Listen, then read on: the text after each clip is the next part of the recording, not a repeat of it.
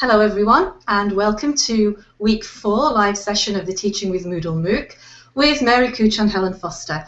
I'm going to be talking to you today about advanced Moodling, and then Helen is going to take you through the process of the workshop peer assessment activity, and then together we're going to look at some of your practice courses. If you have a practice course that you'd like us to review live this session, then please post the link to your course into the course chat at the top of the Teaching with Moodle course. You can also use the chat to ask us any questions and we'll try to answer them during this session. If you happen to have a Twitter account, you can also tweet us questions with the hashtag LearnMoodle. So I'm going to share my screen now and take you through the tutorial.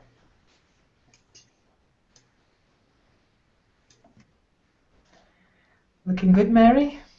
Okay, so this is week 4 and the title of week 4 is Taking It Further. And over the next 15 minutes, I'm going to try to answer the following 3 questions.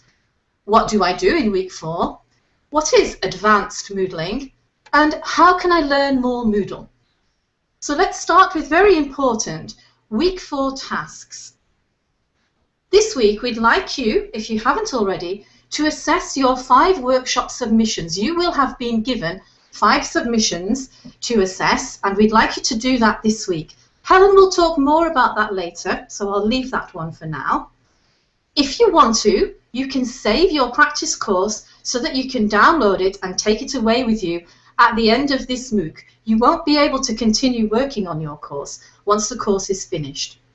And make sure all activities are complete. That means that those boxes, those tick or check boxes to the right of all of the activities must have ticks in them so that you can have a chance of getting the completer badge. So I'll just briefly go over bullet points 2 and 3. In terms of saving your practice course, the week 4 section has what Moodle calls a lesson, which will take you through the process of making a copy of your practice course to download to your computer and possibly to use it in a different Moodle, in your own Moodle for instance. Moodle calls it backing up and then restoring your course. And then third, you'll remember that to the right of all of the activities we have boxes, and it's important that you make sure these have ticks in them to show that you've completed the activities. And remember that some of them you need to click manually for them to be completed, and for others with the dotted lines you must make sure that you meet the criteria for completion that are in those activities and they're completed automatically. Okay, so we're talking this week about advanced Moodling, and although this is a course for beginners and we're just giving you a taster of the potential of Moodle to get started teaching with Moodle, we have actually given you experience as students in the Teaching with Moodle course of some advanced Moodle features, because we'd like you to hopefully be motivated to take your learning further. The advanced features we've shown you are 2 activities, a workshop and a lesson, and then 3 advanced settings, those check boxes which we call activity completion, badges, hopefully you've got 1 already, maybe you'll get a second one, and something which you might not even be aware of about restricting access, which Moodle has called conditional activities. So I'm going to give you a very brief overview of each one of these. We don't expect you to try these out. They are quite complex, but it's useful for you to know that these are the kinds of things that you can do with Moodle at a more advanced level. The workshop, first of all, you're in the middle of experiencing that now, and it's useful to know that it isn't just for peer assessment. You can also have it as a self-assessment activity whereby you, the teacher, when you set up the assessment criteria, your students can assess their own work against your criteria along with assessing their peers. And again, as a teacher, you are able to either decide yourself who is going to assess whose work, or you can let Moodle randomly allocate assessors to the work. That's what we've done. And also, you will get 2 grades. You'll get a grade for your submission and a grade for assessing. Now, I'm not going to talk more about that because Helen will go through the workshop later. But if you'd like to learn more about workshop, here is the docs link, the documentation link, docs.moodle.org/en, that means it's the English speaking documentation, /workshop. The second advanced activity is a lesson, and you will experience one of those this week when you learn how to copy or back up your course. A lesson is a series of web pages, a bit like the book, which you've seen over the last few weeks with the text and the videos in. But a lesson gives you the option of adding different types of questions, and it can also be graded. And the big benefit of the lesson activity is that it offers you what we call branching. And if you take a look at the screenshot on the left here, this is taken from a lesson. And if the students click the button, I'd like some questions based on a text, then the lesson will branch off or take them on a different path with different questions from, if they click the button, questions based on a video. And so lesson allows you very much to customize or personalize the learning path of your students. And incidentally, you can see there is a nice green progress bar along the lesson also. So this means, going on to another example, that lessons are very useful for activities where learners have to make decisions, be involved in simulations, role plays of real life situations. Here is an example. In a health and safety at the workplace course, this is a first aid lesson, and the student has to put themselves in that position, and then once they've made a choice as to what action to take in this emergency, they're then directed to different pages which give the consequences of their actions. And lesson therefore also allows you to create independent learning activities where students can decide for themselves where they want to go. So if you're interested in that, again, a second advanced activity, docs.moodle.org/n/lesson. So those are two advanced activities. Now I'm going to look at 3 advanced settings which you as a course teacher can use. But it's important to realize that if you don't see these in your own organization's Moodle, it may be because your administrator has either turned them off for the whole site, or perhaps they haven't yet turned them on. So check with your administrator for these 3 features. The first one is those very popular checkboxes which you've experienced on our Teaching with Moodle course. And if you want to use them in your own courses, as long as they're enabled by the site administrator, you first go to your course administration block and click Edit Settings, and then you need to enable what's called completion tracking. So checkboxes are related to completion tracking and activity completion. And when you've done that, in each of your activities, you will have a new section called Activity Completion. And you can decide whether you want the student to manually click the box to get the tick or the check mark, or you can change it so that this is automatic and the tick appears automatically depending on the condition that you've set. And different activities have different conditions. This example is a choice. And so once the student has made a choice, this activity will have the check mark, the tick appear automatically. If it was a forum, the condition might be that they had to post a new discussion or a reply, and so on. To find out more, here is the documentation link, docs.moodle.org/n/activity completion. Now, if you have activity completion in your course, and you have set up some activities with it, this then gives you the possibility of adding badges to your course as a course teacher. Again, something which is very popular and motivating with learners. In your course administration block, you go to Badges, add a new badge. And as a teacher, you can award a badge just inside your course. You'll need to have an image, remember, that is of good quality when it's small, and also that you have permission to use. Perhaps one you've made yourself or your students have, or a public domain Creative Commons one. And here you can decide whether you want to award the badge manually, So you basically just decide yourself who's going to get the badge, or you can use activity completion as conditions for which the badge is going to be awarded. This is what we've done in the Teaching with Moodle course. And that is how you've been awarded the participants badge and hopefully be awarded the completer badge. Again, to learn more, here is the documentation link, docs.moodle.org/nen/badges. And the final advanced setting is one that you will see in each activity called Restrict Access. And I've got 3 examples here.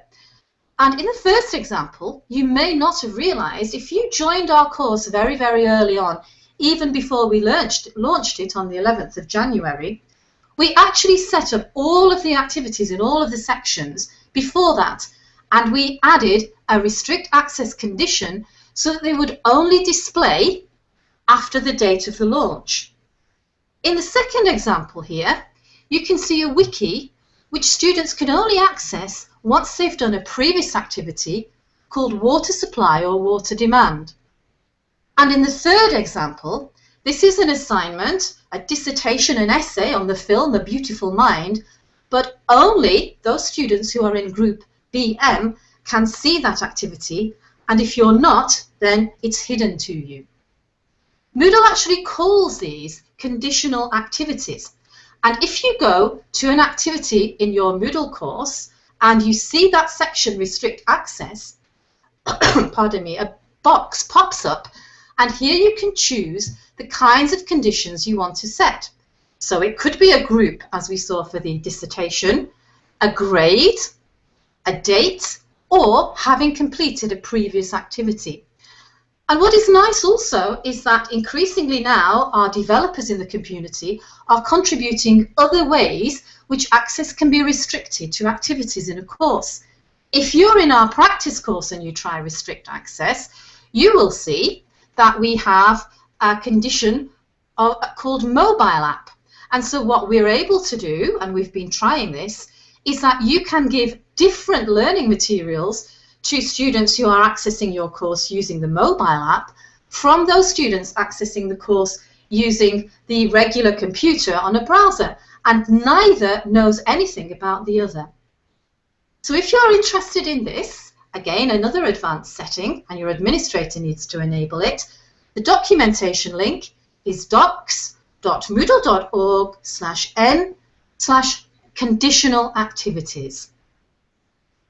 And so that's a very brief overview of the 5 advanced settings that we've taken you through in the Teaching with Moodle course.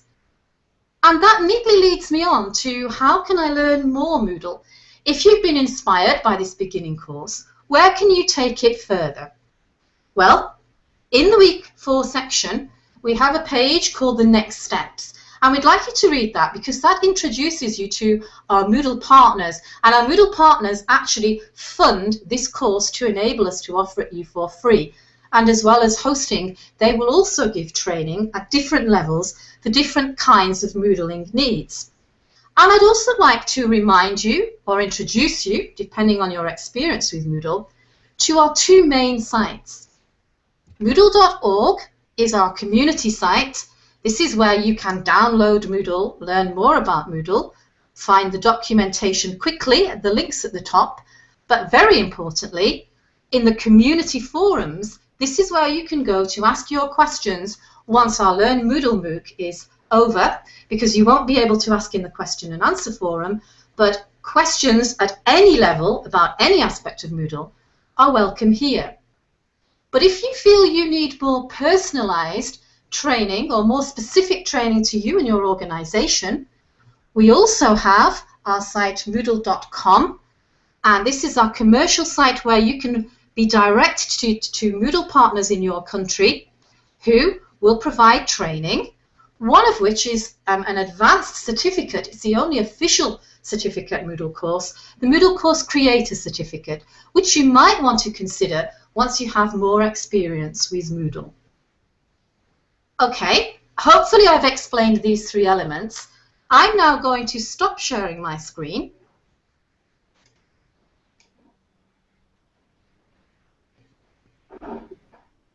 And I'm going to pass on to Helen. And Helen, would you like to talk about the workshop, and then we'll go together about the practice courses? Sure, thanks, Mary.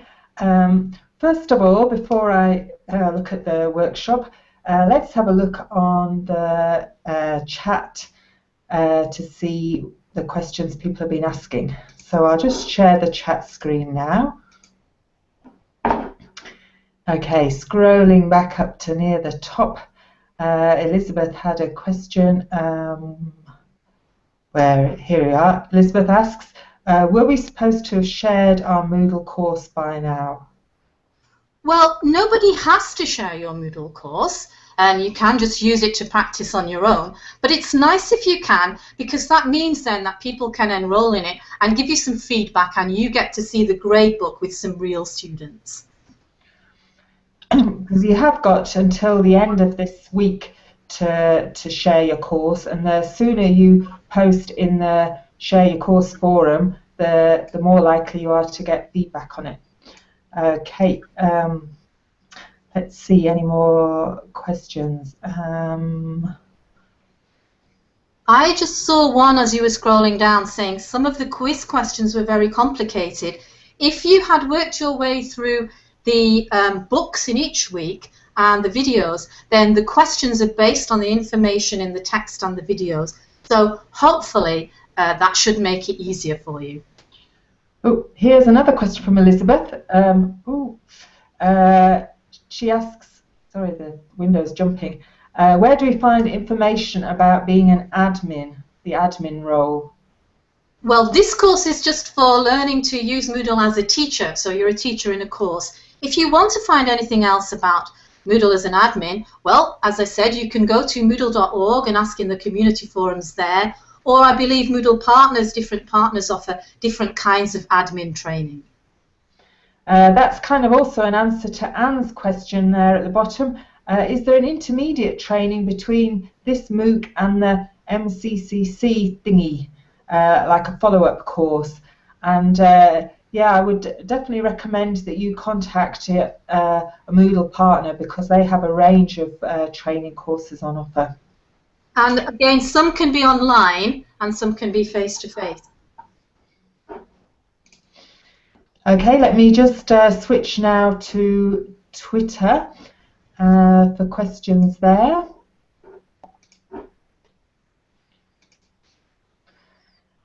We just have one question at the moment. Lisa is asking, do I need to create separate Moodle sites for each course I teach and want to incorporate Moodle?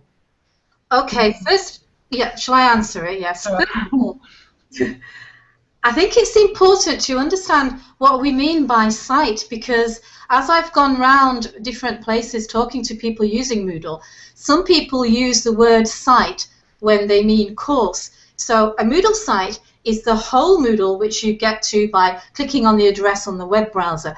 And inside that site, you can have different courses for different classes.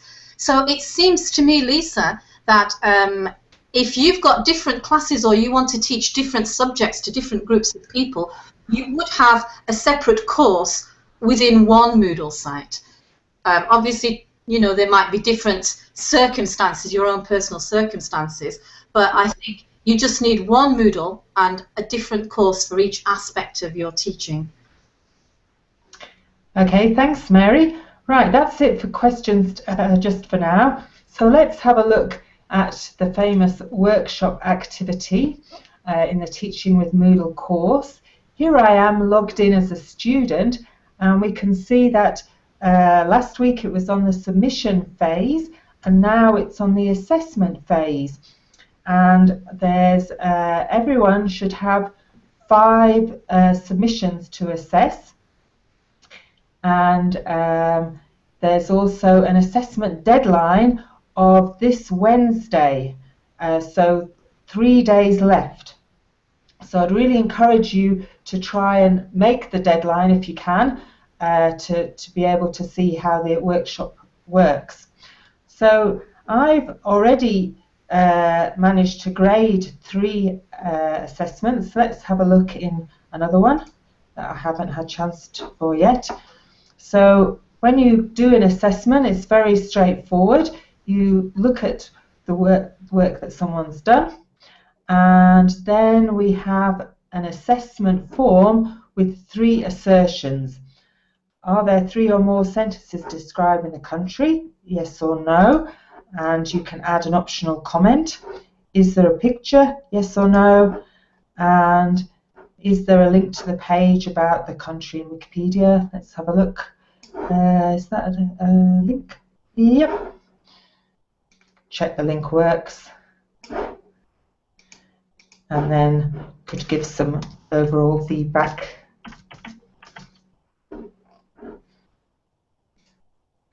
And that's all there is to it. Now, if you didn't manage to make a submission, well, for this activity, we allowed late submissions, so you can still make a submission now, but do try and do so as soon as possible to allow others the chance to be able to assess your submission. Now, if you're wondering about what the workshop is like from a teacher's perspective, then we've made it so that you can have a look behind the scenes. If I just go on to Moodle.org now, I'm sure you've all seen this site, but maybe you haven't clicked on this link in the top for demo to show the different demo sites we have for Moodle. Now, if we go for Mount Orange School to explore Moodle in action, and we log in as a teacher, password Moodle, then there's lots of things you can see from a teacher's perspective, including set up a workshop activity to encourage peer evaluation. As we found in the last Teaching with Moodle MOOC, there was a lot of interest in the workshop activity, so Mary recreated the exact same activity, My Home Country, on this school demo site, and here you can try, the site is reset every hour on the hour, so you can have a play and change the phase and see how it looks as a teacher in the different phases, and you can look at allocating submissions, everything from a teacher's point of view. So that's on the school demo site, which you can access by clicking this demo link from the top of Moodle.org or any of the other Moodle community sites. Okay, I just noticed in the chat there was a question about the workshop. In fact, there's a few questions about the workshop. Let me switch back to that window. Hang on a minute.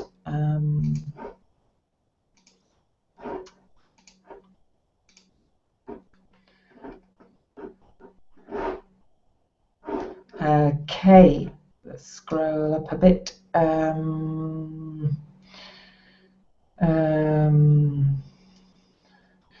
Wow, lots of questions.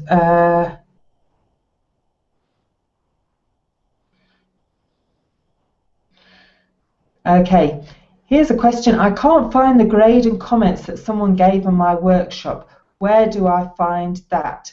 Well, you won't actually see the grade and comments until the workshop activity is closed.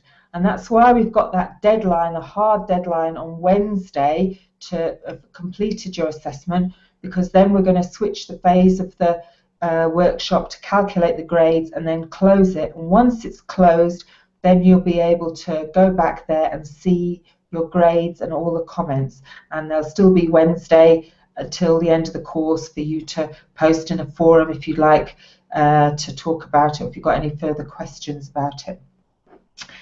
Okay, another question here also about the workshop feedback. And also a question, how to have charts and graphs displayed on the screen when you enter the choice and survey activities which were completed? I think possibly what you're talking about there is the very attractive graphs of who's made which choice, or the attractive graphs and charts in the survey. Well, Moodle automatically generates those once you have in your course some learners who have completed the choice or the survey. So we didn't do it. It's just that when we set up the choice and the surveys, once you people had done them, those graphs and choices were available, and you as a teacher can choose in the choice whether you want people to be able to see those or not. Okay, any other questions? Leo asks, do I get a notification when my work is assessed? Well, you're doing an assignment, but I don't think in a workshop. Is that right, Mary? Yes, I don't think in a workshop, no. And Jenny asks, can you explain enrollment options if a course wiki is going to be used multiple times for different sets of students? I think you might mean, Jenny, I think you might mean if a course will be used multiple times. Oh, sorry, I thought wiki will. It might be a typo. We apologise if we've misunderstood you, Jenny. Yes, I think this might be a good kind of question to ask on Moodle.org, because when you're using your course with different sets of students at different times, there are various ways at which you can do it. Not all available to you as a regular course teacher. Your manager, your administrator can also help. So it's something that could be asked elsewhere, I think. Ah, and I see Andy's offered a possible explanation. Thanks, Andy, there. He suggests to back up the course data without enrolments to make a new instance of the course. That's one possibility. And Elizabeth, another workshop question. Is the process switching phases something you can do manually, or can it be automated? Well, the phase going from submission to assessment, you can choose to do that automatically. All the other phases are manual. Okay, I think that's all the questions for now. Let's now then look at a few of your practice courses. I'm just going to switch to share another screen. Just a minute.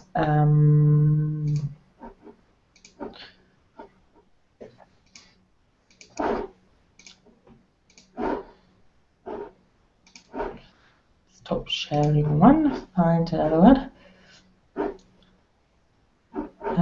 Wait a minute.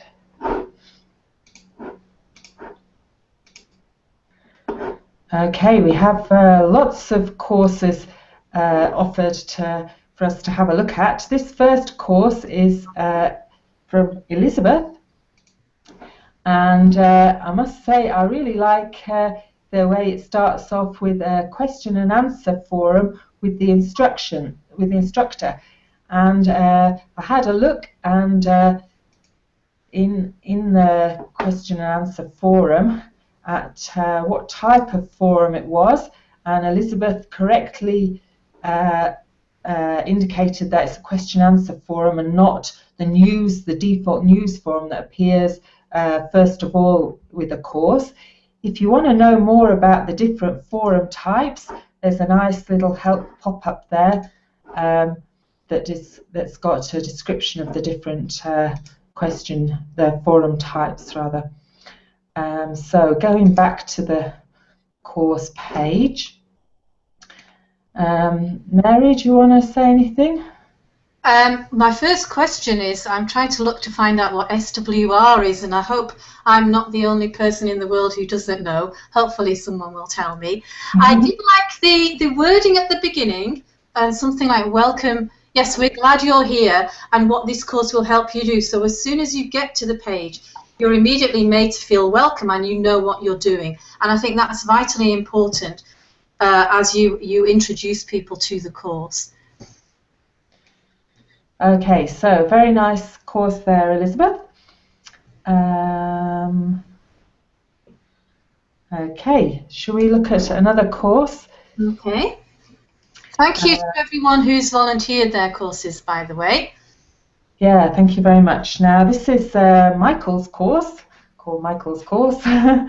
And Michael's course is in the one section per page format. So you don't have too much on the first page, the course page. And when we go into one section, then we can see further sections by clicking on the arrows. And I see the second section. Michael's using conditional activities, so they're not always displayed.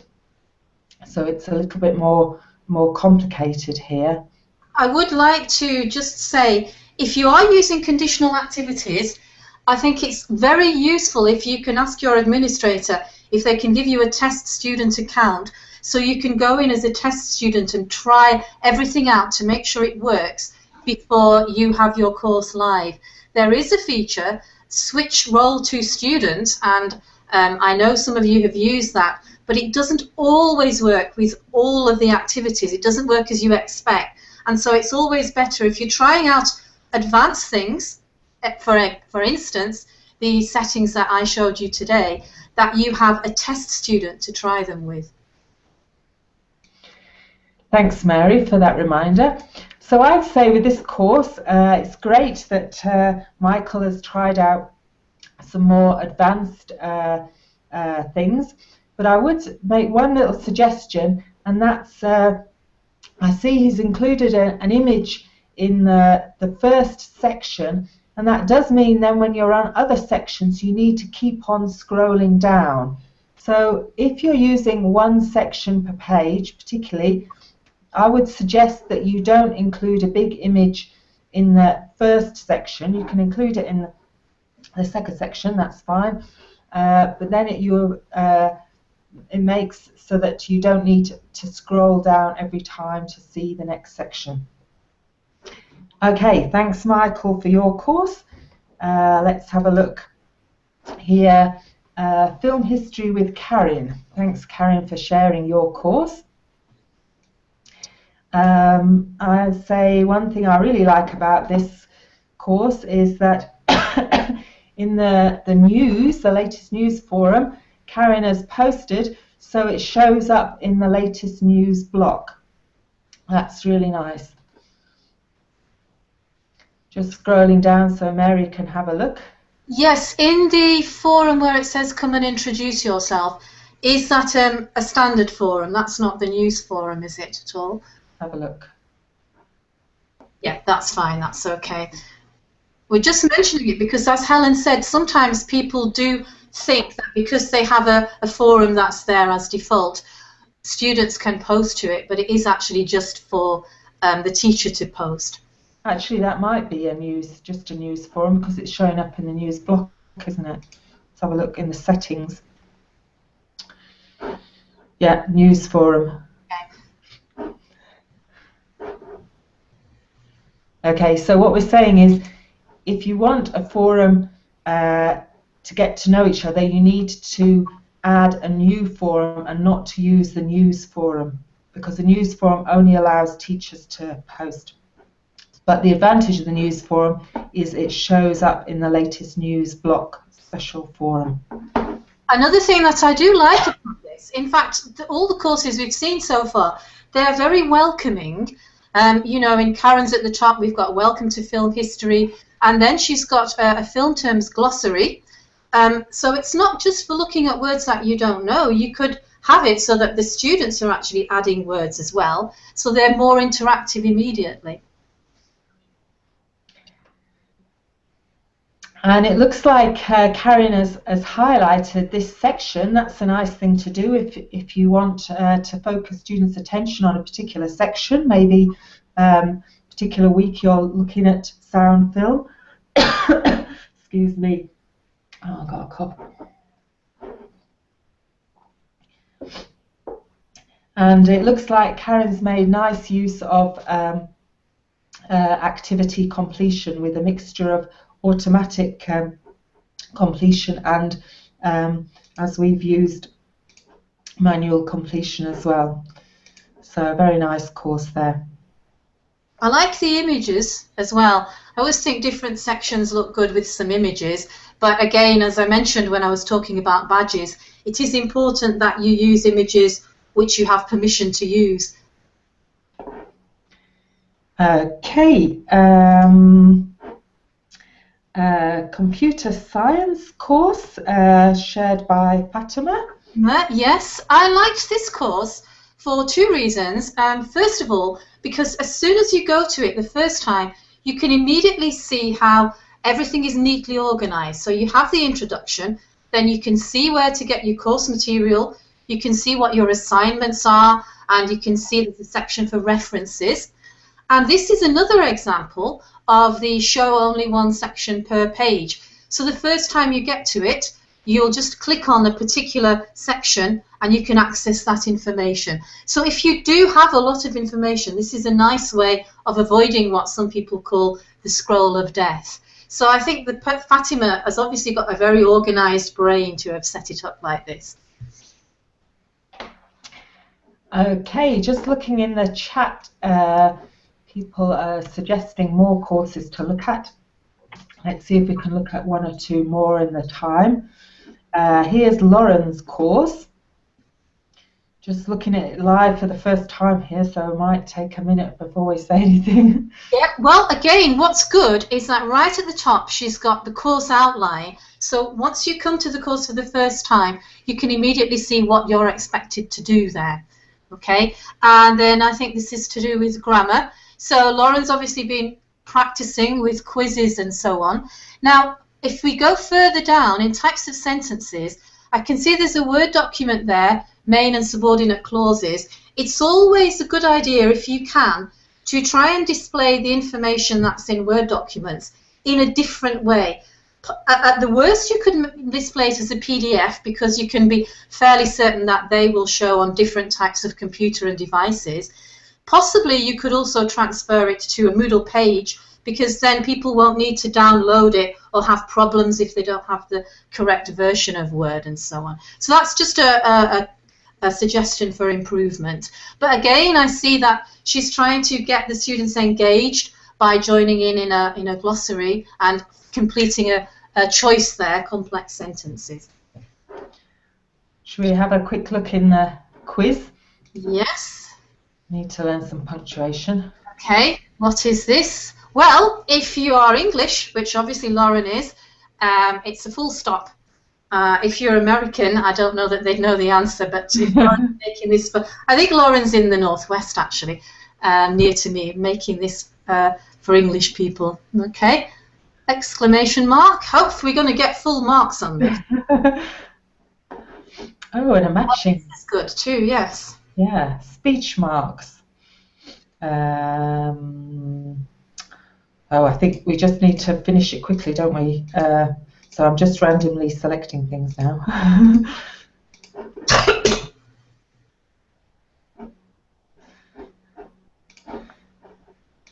And let's have a look how it looks. Oh, that's nice, showing the answers. And here you can add further feedback if you wish, like maybe to explain why something's wrong. But that's very nice. Yep. Okay. Now, do we have time to look at one more practice course? Let's very quickly look at one more. Again, at the end of the course next week, this is our fourth and final week, but next Sunday we're just going to do a short wrap-up, so possibly we could have a look at a couple more then. Let's look at one more, and then we'll look for one final time at any questions, and then we will complete. Oh, right. Now I can immediately say that you can instantly see the logo Google Drive, so you immediately know what you're doing there, what it's about. And then we have a hi from the trainer. So you would click on that and you'd get some information about the trainer. So just, that's really nice. You look really nice, by the way. Just as a suggestion, I've seen in courses, Moodle courses with trainers, in fact I've done one myself, where you put that information with that picture in a block on the side. So then students access your course and they can immediately see through an HTML block with some text and an image who you are, and you could even add a link to get in touch with you, an email link or whatever. So that's another way of doing that, but it's a nice idea.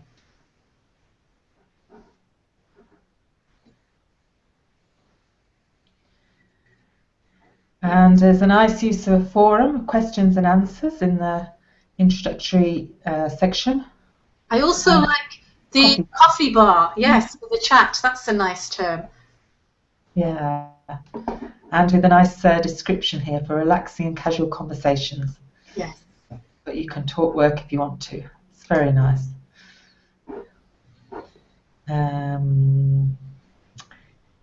Anything else? So here we have a book and then a little test to go with it. Hey Mary, I think we need to do this course, don't we, on Google Drive? Yes. Need to learn about Google Forms and Google Docs. Looks really nice. And here we have a workshop. Wow, that's cool.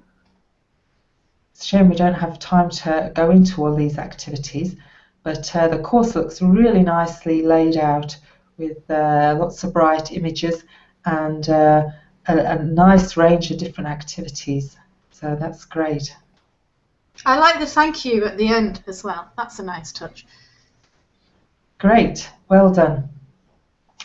Okay, I'll just switch them back to the chat and see if there's any more questions there.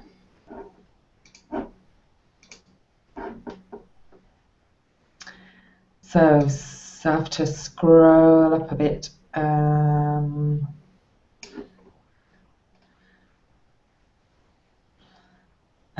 Sorry we couldn't get to show all of your courses that you offered, but we will try and do a couple more next week, maybe even some in a different language. We would like to do that, not just English ones. Yeah, I should have a look at the Dutch one there. I'm learning Dutch. Otherwise, you can also, if you enable guest access, post your course on Moodle.org in the Teaching with Moodle forum. You can do that after the Learn Moodle MOOC is finished as well. Sandra asks, how is it possible that Teaching with Moodle is always on top of my courses? I guess you mean on the my home page, Teaching with Moodle is at the top, and that's defined by an administrator for the site. They can define the initial order. I think you should be able to edit your My Home page and make it so that your course appears on the top. Yes, you can. In fact, if you look at... Oh, yeah, Anne says you can. Yeah, that is right. If you look at the screencast and the page in the book about My Home, I actually demonstrate how you can move your practice course and your Teaching with Moodle course, how you can swap them around. So you can decide the order of your own courses on your My Home page. Look, Anne's told us there what that's right. Period. Period. And Anne mentions that the left-hand block was covering the contents of the course.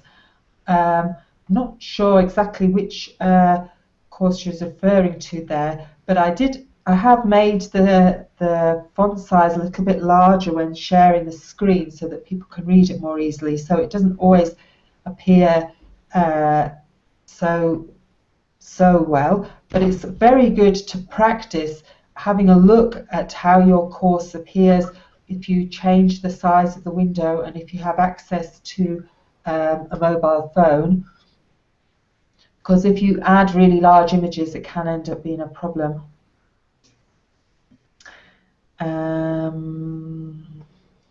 Any more questions? How do we get the pictures for the various sections of the course? Not sure what you mean there. You can add pictures into each of your topic or weekly sections with the editing turned on by clicking the configuration icon, and then you can upload your image or link to one from Wikimedia by clicking the image icon in the toolbar of the text editor. Oh, I think Anne's there answered the question. Yes. So thanks everybody for posting your questions, sharing your practice courses, and if you've been helping out answering some of the questions, that's much appreciated. As Mary says, if you have more questions, well, we've still got the questions and answer forum in the course that you can use.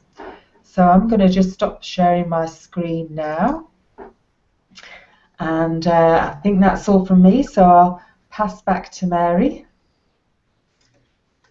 And, well, that's all from me as well. So from Helen and me, thank you very much for your attention. We'll see you back inside the course, and we'll see you next Sunday for our final course wrap-up at the end of the MOOC.